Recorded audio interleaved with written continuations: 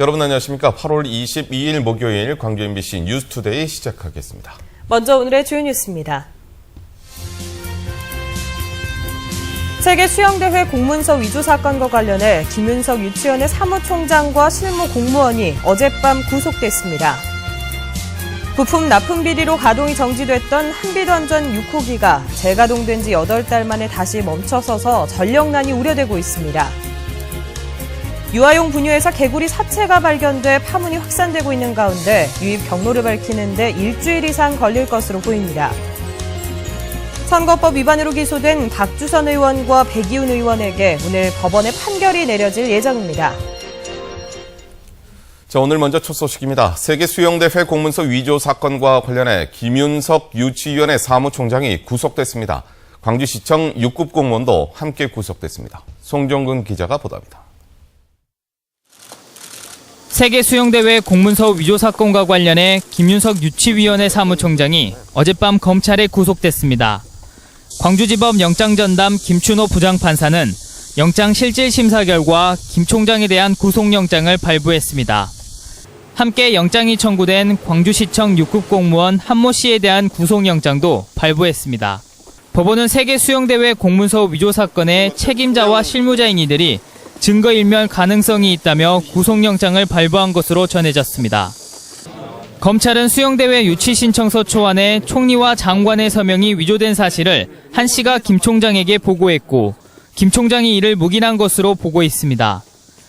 김 총장은 지난 4월 총리실이 위조 사실을 적발했을 때 알았다는 입장을 고수하고 있지만 검찰은 이미 한 달 전부터 이 사실을 김 총장이 알고 있었다는 겁니다.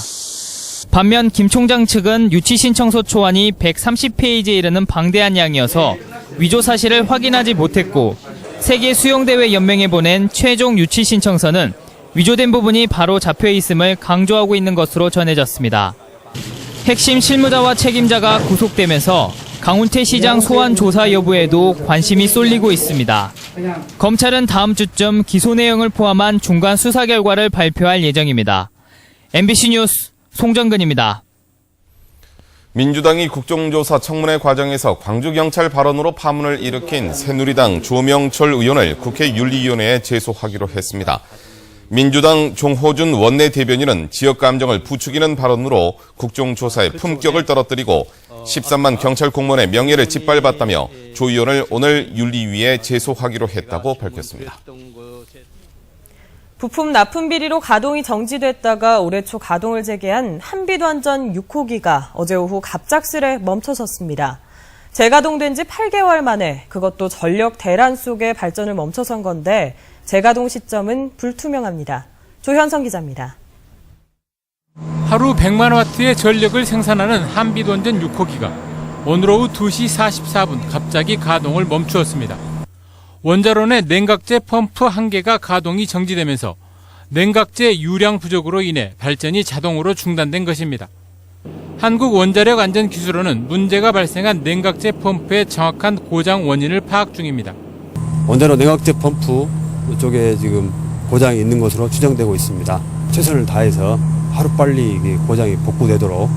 한빛원전 6호기는 미검증 부품이 대량 설치된 것으로 확인돼 지난해 11월 발전이 정지됐다가 부품 교체 후 2달여 만인 올해 1월 재가동을 시작했었습니다. 이에 앞서 지난해 7월과 4월에도 전기 공급 장치 고장 등의 이유로 2차례 가동이 중단됐습니다. 한빛원전 측은 고장이 복구되더라도 원자력안전위원회의 재가동 승인 절차 등을 거쳐야 하기 때문에 언제 재가동될 수 있을지 현재로서는 알 수 없다고 밝혔습니다. 지난 2002년 상업운전을 시작한 한빛 6호기는 가압 경수로형으로 지금까지 모두 9차례 고장 등으로 정지했습니다. MBC 뉴스 조현성입니다. 광주 지역 시민단체들과 광주시의회가 오늘 간담회를 열고 아시아 문화전당 법인화를 저지하기 위한 공동행동에 나섭니다. 광주 지역 시민사회단체와 광주시의회는 오늘 오전 간담회를 갖고 문화전당 법인화를 내용으로 하는 특별법 개정안을 저지하기 위해 대책기구 구성과 향후 활동 방향을 논의할 예정입니다. 다음 주에는 대책기구 출범식을 갖고 국회 상임위와 광주 지역 국회의원들에게 특별법 개정안의 부당성을 알리고 법안 저지를 위한 협력을 요청할 예정입니다. 중학생을 대상으로 하는 자유학기제에 대해서 혹시 여러분 들어보셨습니까? 중학교 3년 과정 가운데 한 학기 동안 필기시험을 치르지 않고 재능과 꿈을 키워주는 제도인데요. 이번 학기부터 광주에서도 3개 학교에서 시범 운영이 시작됐습니다. 박수인 기자가 보도합니다. 이 학기가 시작된 중학교 1학년 교실. 학생들이 주어진 상품을 사고 팔면서 이득을 얼마나 남겼는지 서로 비교합니다. 다른 애들 보니까 제 저울 카드가 있는 것 같아서 애들이 다 필요할 것 같아서 제일 비싸게. 가장 희귀한 카드를 비싸게 팔았다. 창업과 진로를 탐구하는 이 수업은 이번 학기부터 시작된 자유학기제 프로그램 가운데 하나입니다. 이 밖에도 학생들은 요리와 패션 디자인 등 다양한 진로 탐색 과목과 동아리를 선택해 이번 학기 동안 체험 위주의 교육을 받게 됩니다. 대신 한 학기 동안 필기시험을 치르지 않고 일반 교과 수업도 학생들의 주도적인 참여 활동과 토론 등 새로운 방식으로 진행됩니다. 우리 자유학기제 기간을 통해서 자신의 이해를 좀 더 깊게 해서 본인의 역량을 강화하는 이러한 시간이 됐으면 좋겠고요. 이 학교를 비롯해 광주에서 3곳, 전국적으로 42개 중학교가 자유학기제 연구학교로 선정돼 시범 운영을 시작했습니다. 내년엔 전국적으로 40개 학교가 자유학기제 연구학교로 추가 운영되고 오는 2016년엔 전체 중학교로 확대됩니다. 꿈과 끼를 살릴 수 있는 다양한 자기 성찰과 체험의 기회를 제공하자는데 일각에서는 자유학기제 운영이 고입과 대입 경쟁에서 상대적인 불이익을 가져오지 않을까 우려하기도 합니다. 또 다양한 진로 체험을 위한 재정 지원과 지역사회의 유기적인 협조가 얼마나 안정적으로 구축될지도 자유학기제 성패의 관건이 될 것으로 보입니다. MBC 뉴스 박수인입니다. 북한 청소년들의 참가로 관심을 모으고 있는 유스 리더십 프로그램이 오늘 개막합니다. 광주 유대회 조직위원회와 UN 스포츠개발 평화사무국은 오늘 호남대학교에서 개막식을 갖고 13일간의 일정을 시작할 예정입니다. 유스 리더십 프로그램은 스포츠를 통해 분쟁 지역이나 개발도상국 청소년들을 평화 전문가로 양성하기 위한 것으로 19개 나라에서 34명이 참가합니다. 또 내일부터는 두 기관이 공동으로 청소년들을 위한 국제 멘토링 프로그램인 에픽스 포럼을 개최할 예정입니다. 유명 회사의 유아용 분유에서 개구리 사체가 발견됐다는 신고가 접수되면서 파문이 확산되고 있습니다. 유입 경로를 밝히기 위한 조사는 최소 일주일 이상 걸릴 것으로 보입니다. 박영훈 기자의 보도입니다. 개구리가 발견됐다고 신고된 분유통이 밀봉된 채 전달되고 있습니다. 현장 조사는 식품의약품안전처와 협의해 분유업체 제조 공장이 위치한 세종시가 맡아 진행하고 있습니다. 실제로 제조 단계에서 4.5cm 크기의 개구리 사체 같은 대형 이물질이 들어갈 수 있는지 여부가 중점 조사 대상입니다. 저희가 1차적으로 제조 단계 조사를 하고요. 그거와 동시에 같이 그 이물 동정 검사를 합니다. 이게 이제 개구리 종인지 어떤 종인지. 식약처는 이와 함께 소비와 유통 단계에서 혼입됐을 가능성도 조사하고 있습니다. 수차례 거름망을 거치는 등 제조 과정에서 대형 이물질의 유입이 어렵다는 업체의 주장에 따라 실수 또는 고의로 넣어졌을 가능성도 확인하기 위해서입니다. 소비 단계에서도 환경조사는 마찬가지입니다. 이물이 혼입될 수 있는 환경이 있는지 그런 조사들을 각 단계별로. 분유 속 크고 작은 이물질 유입 신고는 업체별로 한 달에 많게는 10건 안팎. 유리 없는 죽은 개구리 발견 신고로 파문이 일고 있는 가운데 유입 경로 조사는 최소 일주일 이상 걸릴 것으로 보입니다. 한편 파문이 확산되자 해당 업체는 정확한 원인 규명을 위해 경찰에 수사를 의뢰했습니다. MBC 뉴스 박영훈입니다. 선거법 위반으로 재판 중인 광주 전남 국회의원 2명이 오늘 나란히 선고를 받게 돼 결과에 관심이 쏠리고 있습니다. 광주고법은 무소속 박주선 의원의 공직선거법 위반 사건 파기환송심 선고 공판을 진행합니다. 박 의원은 사전 선거운동 혐의로 구속 기소돼 항소심에서 벌금 80만 원을 선고받아 풀려났지만 대법원이 사건을 고법으로 돌려보낸 상태입니다. 같은 재판부는 또 민주당 백이윤 의원의 항소심 선고 공판도 진행합니다. 배 의원은 총선 캠프 회계 책임자에게 선거운동 자금을 제공한 혐의로 기소돼 1심에서는 징역 6월에 당선 무효형을 선고받은 바 있습니다.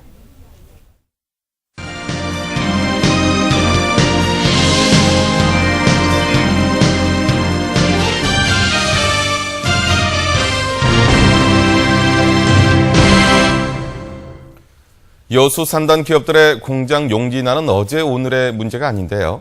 최근에 산단 내 녹지를 풀어서 공장을 증설할 수 있는 길이 열렸습니다. 하지만 환경단체들은 안전벨트나 다름없는 녹지 축소에 반대하고 나섰습니다. 박민주 기자가 취재했습니다. 대규모 석유화학업체들이 입주해 있는 여수 국가산단. 이 여수 산단 내 녹지는 모두 556만 제곱미터에 이릅니다. 이 가운데 150만 제곱미터 정도가 공장 용지로 전환됩니다. 여수시는 정부의 규제 완화에 따라 법적 절차를 거쳐 산단 7개 업체에 용지를 공급할 계획입니다. 약 150만 제곱미터로 예상하고 있습니다. 내년 하반기 전라남 도지사의 개발계획 변경 승인을 거친 후 실시계획 승인을 받아 사업을 추진하게 됩니다. 녹지를 공장 용지로 공급받는다고 해도 산단 입주 기업들은 여전히 용지난을 고민해야 하는 상황입니다. 생산 규모가 경쟁력인 추세를 감안해 기존 공장에 연접해 공장을 증설해야 하지만 마땅한 땅이 없기 때문입니다. 공장 신실성 등 적극적인 투자를 추진하고자 하는 것은 세계 석유화학 산업의 흐름인 생산 능력을 강화함으로써 규모의 경쟁력을 갖추기 위해 공장 용지에 대한 수요가 계속 증가할 것으로 예상됩니다. 하지만 환경단체는 이 같은 산단 내 녹지 축소에 강력 반대하고 있습니다. 산단 내 녹지는 환경오염을 최소화하고 대형 사고의 안전벨트나 다름없는 생명선이라는 겁니다. 공업지구만 놓고 보면 녹지 의무 확보율도 부족하다고 지적합니다. 실질적으로 여수 산단의 녹지는 5.7%로 법의 기준에 부합되지 못하고 있는 실정입니다.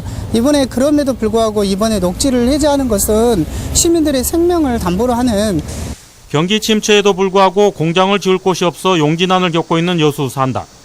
첨예한 녹지 축소 공방에 대안 마련이 또 다른 쟁점이 되고 있습니다. MBC 뉴스 박민주입니다. 광주 전남 지역의 무역 수지가 흑자를 기록한 것으로 나타났습니다.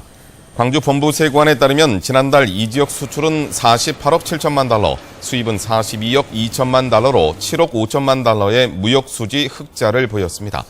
광주 지역은 반도체와 수송 장비가, 전남은 석유 제품의 수출이 호조를 보였습니다. 통합진보당 소속의 기초의원들이 일정을 공개하고 해외 연수를 떠나기로 했습니다. 통합진보당 소속의 광주 지역 기초의원 9명은 오는 26일부터 닷새간 일본으로 연수를 다녀올 예정이라며 연수 목적과 일정 등을 공개했습니다. 이들은 협동조합 선진 사례와 도시 재생 사례 등을 살펴볼 예정입니다. 날이 이렇게 더우면 바닷물도 데워지게 마련인데요. 안 그런 곳이 있습니다. 남해안 일부 지역은 바닷물이 이상하리만치 차가워서 수산물 생산 피해로까지 이어지고 있습니다. 김양훈 기자가 취재했습니다. 갯바위에서 막바지 미역 채취가 한창입니다. 하지만 바다 수온이 크게 낮아져 미역 크기가 올해는 예년만 같지 않습니다. 금년에 수온 강도로 미역이 안 자라버렸어요. 미역 허자가 붙은 시기에 물소음도 떨어져 버리고. 차가운 바닷물은 일부 전복 집회 양식장에도 영향을 주고 있습니다. 현재 완도 지역 평균 바다 수온은 20도 안팎으로 폭염에 고수온 현상이 발생하고 있는 다른 지역과 다릅니다. 정상적으로라면 전복 지폐가 1cm 정도까지 커야 하지만 낮은 수온에 성장 속도가 느려졌습니다. 상대적으로 수온이 낮아가지고 작년에 비해서 약간 초기 때 성장이 둔화됐는데 지금은 정상적으로. 8월 초 완도 지역 바다 수온은 평균 19.7도로 예년보다 4에서 5도가량 낮습니다. 폭염에 진도 바다는 고수온 피해가 나고 있지만 완도는 저수온 현상이 일어나고 있습니다. 지난달 초 형성된 냉수대가 동해안으로 빠져나가지 못하고 전남 남해안에 머물면서 바다 수온을 떨어뜨리고 있습니다. 계속 냉수대가 오랫동안 지속이 되고 있어서 수온이 평년보다 한 4 내지 5도 정도 떨어져 있는 그런. 이 같은 현상은 지구 온난화 때문입니다. 지난 40년 동안 우리나라 근해 수온은 1.14도 올랐습니다. 수온 변화로 장기간 머무는 냉수대가 나타나고 어종 지도도 빠르게 바뀌고 있습니다. 고등어와 멸치, 오징어 등의 난류성 어종은 증가한 반면 명태와 도루묵 등 한류성 어종은 눈에 띄게 줄었습니다. 서남해의 명물 참조기와 병어류는 동해까지 북상하고 있고 서해에서는 멸치가 잡히고 있습니다. 연안 수온이 1 내지 2도씨가 상승한 결과로 특정 지역에서 생산되던 어종이 바뀌고 있는 그런 현상을. 지구온난화가 수온 상승과 해류 변화를 가져오면서 바다 환경까지 바꾸고 있습니다. MBC 뉴스 김양훈입니다. 아시아 최대 크루즈선으로 알려진 로얄 캐리비안 마리너호가 오는 23일 광양항에 입항합니다. 여수시에 따르면 오는 23일 오전 7시 13만 톤급 로얄 캐리비안 마리너호가 광양항에 입항할 예정이며 중국인 승객 2,500여 명이 오동도와 아쿠아 플라넷, 나간읍성 등 주요 관광지를 방문하게 됩니다. 상하이에서 출항해 제주와 부산, 광양을 거쳐 상하이로 귀향하는 로얄 캐리비안 마리너호는 길이 311m의 초대형 크루즈선입니다. 광주 전남 지역 어음 부도율이 상승하고 있는 것으로 나타났습니다.